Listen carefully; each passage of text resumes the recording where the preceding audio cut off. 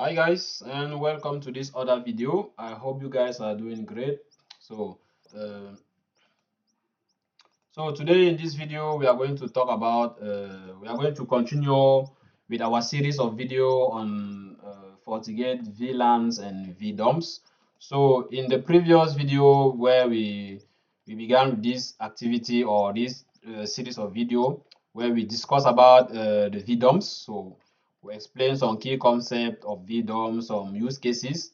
So as there are some similarities between VDOMs and VLANs, so we gave like a comparison between VDOMs and VLANs, so to understand the better to have a better understanding on the differences between the two technologies.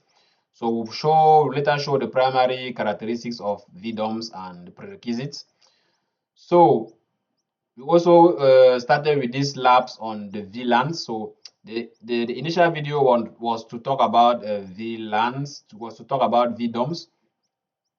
But due to the similarities that we have between VLANs and VDOMs, so finally we said we should begin with the labs on VLANs, as we have not yet done labs on VLAN on this channel. So we said we should start with labs on VLANs.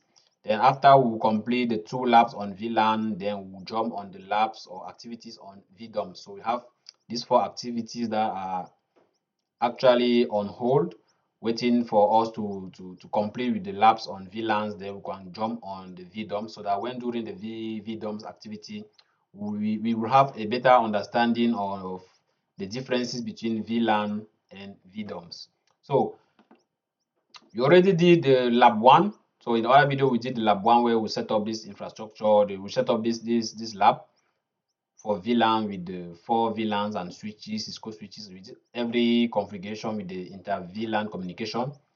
Then in the second video we also started with lab 2 where we talked about security and traffic optimization, where we did, as we said in the previous video, it is good to define to do segmentation on your FortiGate by creating VLANs.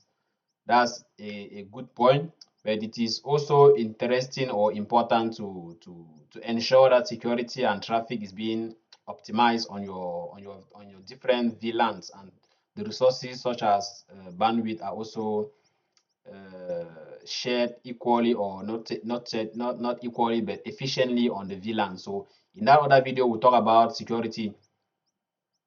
So security will mostly talk about SSL inspection and how to do inter-VLAN communication, to secure communication between the VLANs, and the security of communication between the VLAN and the internet.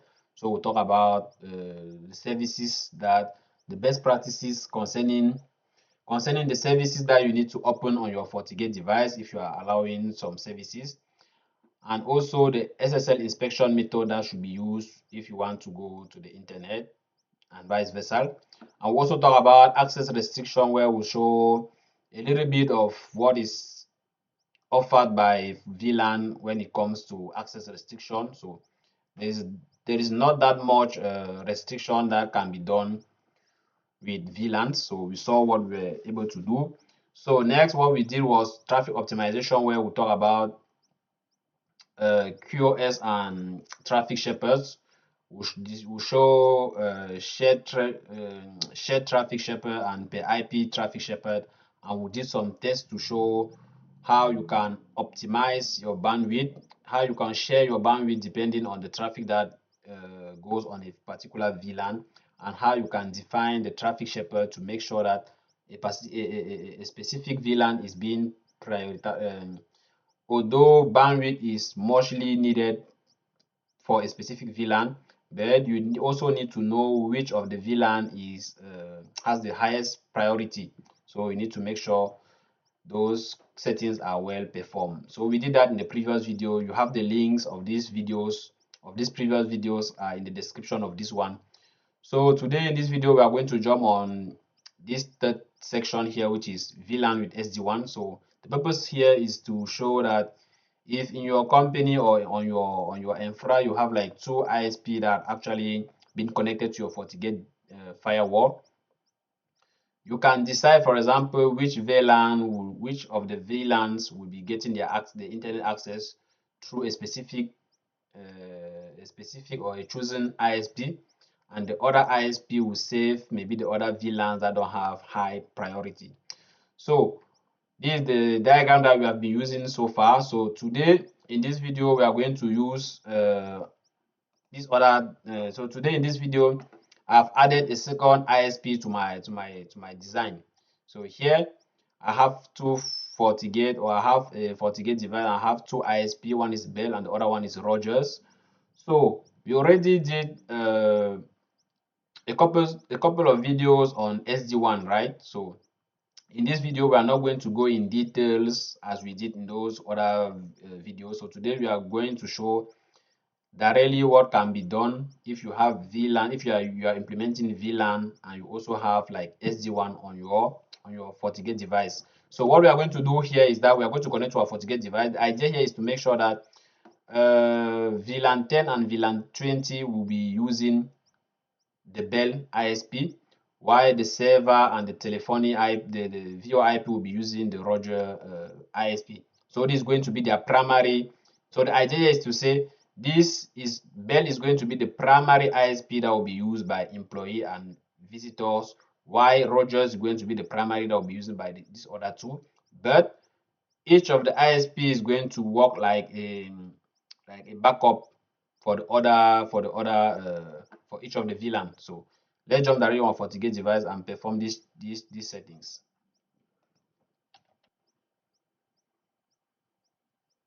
So here on my FortiGate device, as you can see, I now have my two ISP. One is connected on port 1, this Bell, and the other one is on port 4, which is Rogers. So you can see information here, and we have port 2 and 3, which are the interfaces on which we created our VLANs in the previous video, right? So as I said, the links to those videos are available on the description of this one. So today what we are going to do is to talk about SD-WAN. So here let's jump under SD-WAN menu here. So here in this video what we are going to do is we are going to set up SD-WAN. So as I said, we already did this in the previous videos, and we have couples of videos on this channel where we talk about SD-WAN. So I will not go deeper in explanation on this one. So here what we are going to do is we are going to create we are going to join the WAN links to this zone. So we are going to join them to this zone. So what we are going to do from here is go under create new. So we are not going to create a new zone. We are going to use the default virtual LAN link that is available, that comes by default with the FortiGate. So I'm just going to add a SD-WAN member. So from here I'm going to select the interfaces that are available.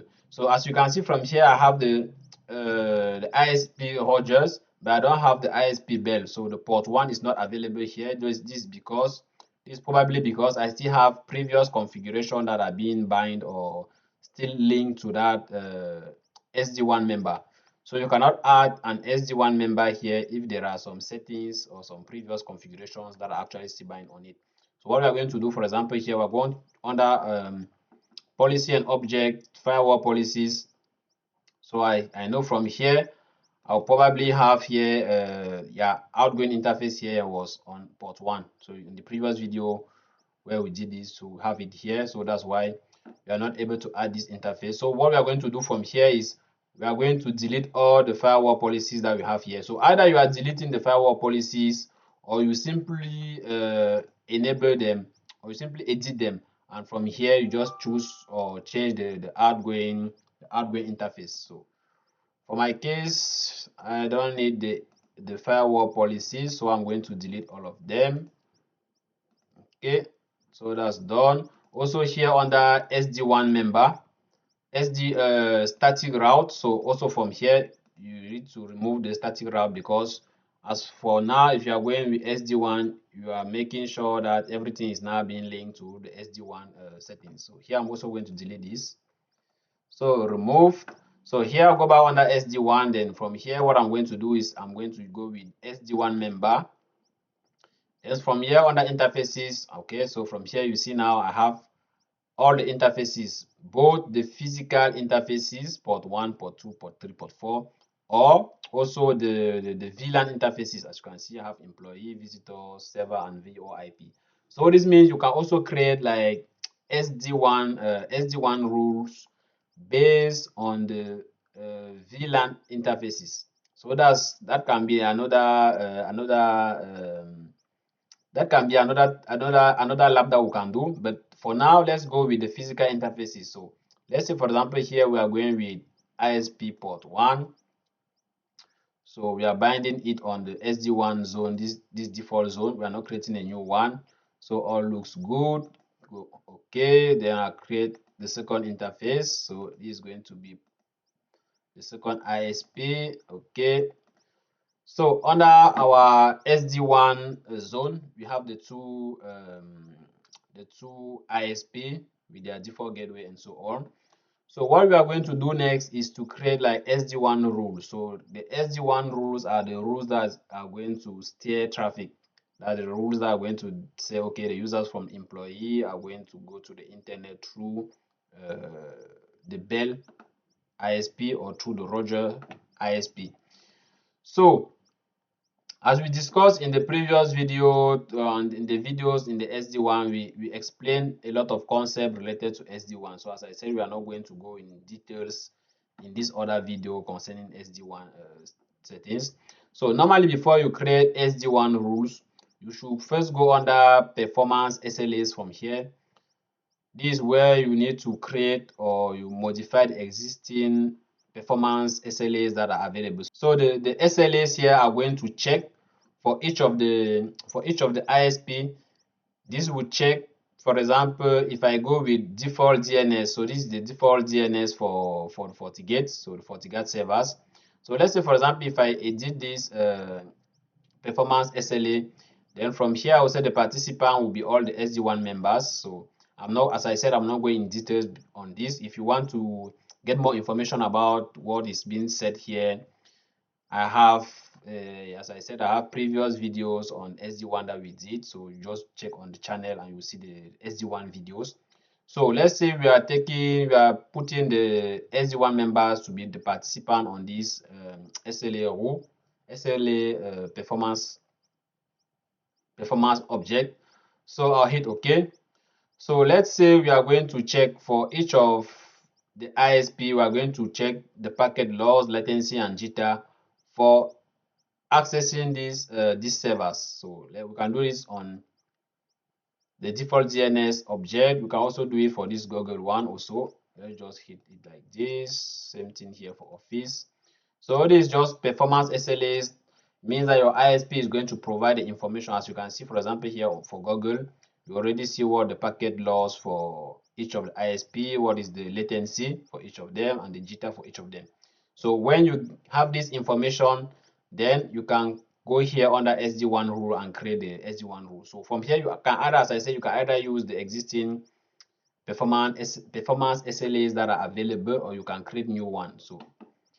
So what we are going to do here is to go under SD-WAN rules. As I said, we are going to create SD-WAN rules. So I'll start with the first one here. So I'll call this one employees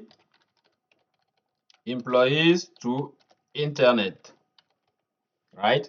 Employees to internet. So the source here will be the employee address. So here I'm not talking about a user group, but we could, for example, decide that although we want the employees VLAN to get access to internet through the Bell interface, we can also decide that within the employee VLAN, if there is a group of users, let's say the top management users, top management group, a group for top management users, you can decide, for example, that the users on that group can get access to internet going through Rogers, while the rest of the employee will go through Bell. So we can implement that. We can also implement that here. Let's say, for example, if I take a group, let me just check. Okay, I can go and create, maybe I'll just create a group. So I'll just say user group. I'll call this top top management. So members, maybe I'll just add just guest member. Okay, so I'll say, for example, the employee address group and the employee address object. But in that employee address object, I want the users who are in the top management group. I want those users to get destination. So I'll say destination here. As I said, you can have, for destination, you can have either an address or internet service or an application. So where we're going with address, as I said, we are not going in details here about SD-WAN. So I'll go for destination all. And as I said, here you have outgoing interfaces with the criteria that you can decide which are you going to assign the outgoing interface manual, in the manual mode, manual way. Are you going to use a best quality criteria? So if you are using the best quality criteria here, it means you will be taking in consideration a measured performance SLA that you will select here. Are you going with the low cost SLA? Are you going with the maximum bandwidth? As I said, we already explained all of this in the previous videos or the series of videos under SD-WAN, so I'll not go in detail here. So what we are going to do here is, as I said, we really want to manually assign an ISP to each VLAN, right? So here we'll go with manual. So here, the interface preference here, I'm going here with Rogers. So as I explained, normally what we want to do is to send all the employees to go through Bell, but we want the users of the top management group to go through Rogers. So we just want to implement that one here. So I will say here Rogers. Okay, Rogers. So I'm not taking any zone preference here. So ideally from here, what I need to do, I'll also need to rename here. I'll say employee TM, just to say top management, employee TM to internet. So implemented like this. So all I need to do from here, I'll just hit OK. So I have it here. So what we're going to create is a new SD-WAN rule for the employee, for the rest of the employees to the internet. So I'll do the same here. So this time I'll just say employee to internet. Okay, so source here I'll just say user employee address, but I'll not precise any group here. Address here again is all manual, but this time they will be going through the Bell interface. Okay, so I hit OK. So we have these two SD-WAN rules that are here. As you can see, the order the order in which the objects or the rules are being placed is very important, because it should be placed this as we saw it as displaced like this. This is the ideal way these rules should be placed, because the first rule is more specific to a top management group, while the second policy is more wide to the rest of the employees. So we need to make sure if the user is connecting through the employee address and the user is member of this top management, then send him to the Rogers ISP. Otherwise, send him to the to Bell ISP. So that's it. So now we'll do the same with visitors. So say visitors to internet. Okay.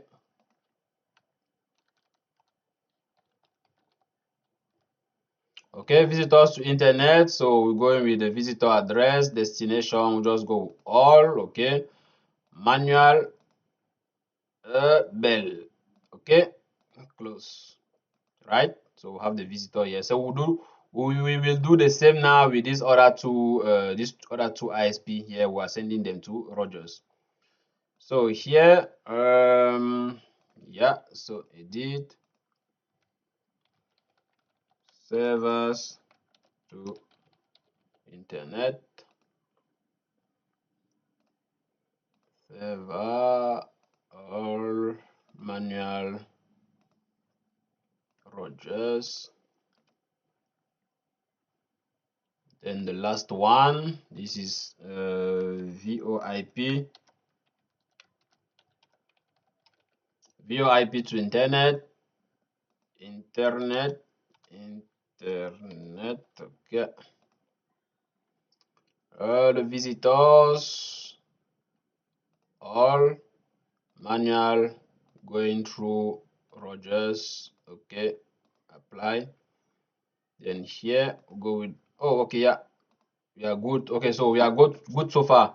So I just wanted to add this other particular, this specific rule here for the top management, just to express the fact that from here you can decide whether, although you are sending a specific VLAN to a specific ISP, you can still in that VLAN decide which part, or you can create like a reserve group of maybe servers. Maybe you can decide that some servers here will go to the internet through bail. So all depend on the ISP that you have, the bandwidth that they have, the efficiency of their network. So depending on that, you can decide how you are sending traffic to the internet. So what we are going to do now, as we have the rules, so now we are going to go and try. As you can see, so far we have added members, but we did not add any backup. You know, the main advantage of having SD-WAN is that in case you are sending traffic to bail, for example, if at a given moment, if bail is not available, traffic should be redirected automatically to the other ISP. So I just want us to try that here and we'll see. So here I'm going to power on this server. I'll call this server. So I'll power on also a workstation here on the other VLAN.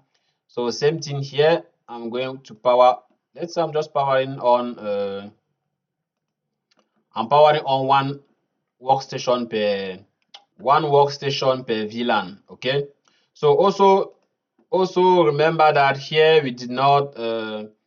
We have to specify static route and also firewall policies here to allow this traffic to go out. So what is enabled here under SD-WAN rules is simply the way that traffic will be redirected if the source is the employee and the destination is maybe all. So this is what we decided, for example, for the ISP. But this is not authorizing, these rules here will not authorize traffic to go out of the firewall or or to go out of the FortiGate device if we don't enable firewall policies here under policy and object, right? All those traffic will fall under implicit denied. So just to do a test, so here if I launch, for example, this workstation here, so we see that from here, if you try to access maybe internet or anything, you will not have any access from here, right? So if I even check here on that terminal, if I check ifconfig, okay, so if I send a ping to 8.8.8.8, destination not reachable, right? So what we need to do, as I explained, we'll go here. First of all, okay, we'll go under firewall policies. Let's say, for example, I'm creating a simple firewall policy to say employees to internet. So the incoming interface here is going to be the employee VLAN. Outgoing interface. So pay attention here that the outgoing interface in this case now is going to be the virtual WAN link. So the virtual WAN link and not maybe port 1 or port 2. As you can even see here, you don't have access anymore to port 1 and port 2. Not port 1 and port 2, port 1 and port 4. You don't have access from that menu. Now you don't see port 1 and port 4. You see, for now you don't see any port 1 and port 4 so far, because those two were put together here on the virtual WAN link. So this is going to be now the outgoing interface. So the source here, as I said, is going to be the employee. Destination, let's just say all services, all. So here below, what I need to do, I'm not managing any security profile so far. So what I need, for example, is to catch all the traffic or all the sessions. So we need this to do some monitoring to check the traffic. So we'll go also hit OK. Okay, so far. So even after defining this firewall policy, if I go here again, so here I'll try to refresh or to refresh all these pages here. You see, I still don't have access, and this is still not reachable just because we don't have a static route so far. So we'll just go here under static route. I'll create new. Everything sent to this interface virtual WAN link. So everything you send to virtual WAN link. So okay, hit okay. Okay, so if I go here again, okay, as you can see now the ping is going through, right? As you can see now the ping is going through, and if I refresh here, you see now that I can load some information, right? You can see now from here I'm able to access the web pages. So I'll just go here under firewall policy now and quickly create the firewall policy to enable traffic from each VLAN to the internet.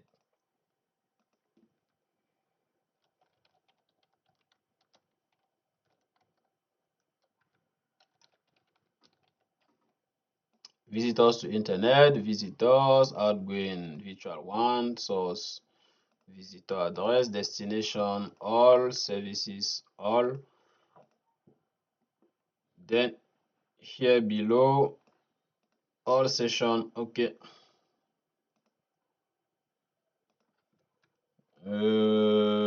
Servers,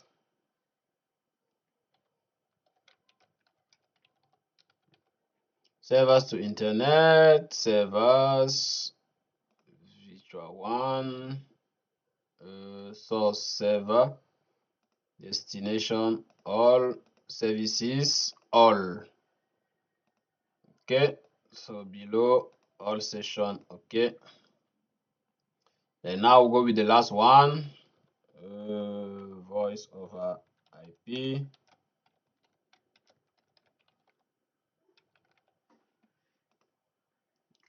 Voice over IP, outgoing is virtual WAN. Voice over IP, destination, destination, just go all. So this is all. Then here we go with all session log. Okay. Okay, now we have the firewall policies for each of the VLANs. So what we are going to try from here, as we implemented here under SD-WAN, let's check under SD-WAN rules. Okay, so from here we can already see that we can see information about the employees to the internet. So employees to internet, we have some traffic here. We also have some traffic under visitors to internet. Okay, so what I wanted us to check from here, we are going to let's push traffic from each of the workstations, right? So I'll just go here on the visitors website. So on the visitors VLAN, visitor VLAN. Okay, just creating some traffic here.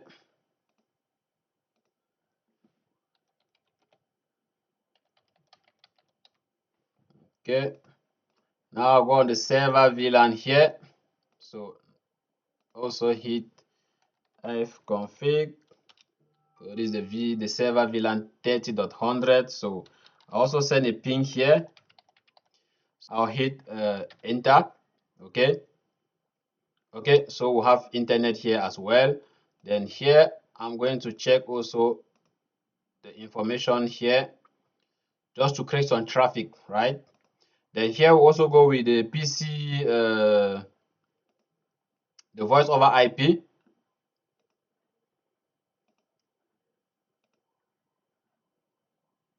Okay, so voice over IP will also have some information. Okay, so everybody has traffic to internet, right? So what we need to check from now is to go, as you remember from here, what we did was to we implemented the members, and we said traffic to go through each of this ISP. So what we need to go now is to go and check in the logs to make sure that the traffic that goes to that comes from each source is being redirected directly to the main member that was implemented here. So what we are going to do from here is to go under we'll go under log and reports, then we'll go under forward traffic. So here what we need to do, as you can see, we have information from 20.10. So 20.10 is the visitors VLAN. So if I double click here, I can check here and see that the destination interface is the Bell interface, right? So this is the 20 subnet. So I have the information here. So if I go below and take this IP, this is 10. So this one is also this employee VLAN, right? So this is the employee VLAN. So as you can see so far, the traffic is actually being steered to the member that we selected, right? So the member for each of the SD-WAN rules that we created, the traffic is actually being sent to the interface that we selected. So as you can see, for now we manually selected these interfaces, but we did not put like a backup, right? So for each of these interfaces, if at a certain time one of those interfaces is down, then the traffic to that destination from that source will not be, like, let's say for example, if the Rogers interface is down, the traffic from the server and VoIP will not go to the internet, right? So what we need to do here is to adjust this membership. So let's just double click. So here, just to say, even though we selected the manual option here, after selecting the interface preference as being the Bell interface, we can still, it is recommended that you still select the zone. So we select the zone here just to make sure that in case the preferred interface is not available, then let's pick an interface in the virtual LAN, in the virtual WAN link zone, right? So just hit OK here. As you can see, this is the preferred interface with the mark. As you can see, member is selected. This is the member which is selected, but there is a second interface in the zone. So we just need to do the same for all the ISPs, so for all the firewall or the policy rules. So that's the recommended option. You see, okay. So you have your preferred interface, but you still have the option for backup in case the preferred interface is not available. So that is what we call best practices. So that was it so far. As I said, this video was not a video to display